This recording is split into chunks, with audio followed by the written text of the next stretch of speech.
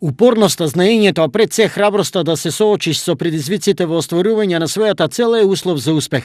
На вака едноставен начин, еден од најуспешните штипски бизнисмени во Штип, Илија Николов, на студентите им ја објасни формулата за успех. Секој во својата област кај што ќе се обиде да работи, да твори, мора максимално да пружи напор, мора максимално да се ангажира, мора многу работи да се одрекнува од многу работи за да може да успее во животот. Меѓутоа, на еден едноставен начин јас би рекол, успехот доаѓа неминовно ако човек се труди. Едноставно, ангажманот и самоодрекувањето од полно работи, ако сакате да успеете, ќе бидат многу лесно присутни во вашиот живот.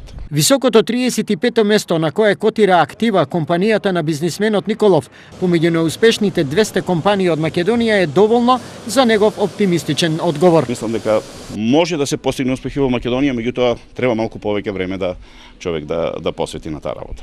Мотивирани од презентираното искуство на штипските успешни бизнисмени, студентите веруваат со она што го стекнале како знаење, ќе може да ја искористат дадената формула за успех во нивната животна определба. Потребна е љубов кон работата, потребна е упорност, потребна е мотивација. Менаџментот на универзитетот со потполна подршка на студентите да се здобијат со квалитетивно знаење како еден од предусловите за нивна успешна кариера. Јас како ректор на универзитетот во секој случај ги поддржувам нивните активности не само на студентите на економски факултет, него и на сите студенти на универзитетот Гоце Делчев во Штип и мислам дека ние како универзитет покажуваме прави вредностен поглед на тоа кои се централно прашање на универзитетот, тоа се сепак студентите. Да знаете дека формулата за успех нема никаде посебно напишана, освен од љубовта, посветеноста кон работата, кон знаењето. Ова меѓу другото денеска се слушна на првата студентска конференција од областа на економските науки одржана на Универзитетот Гоце Делчев.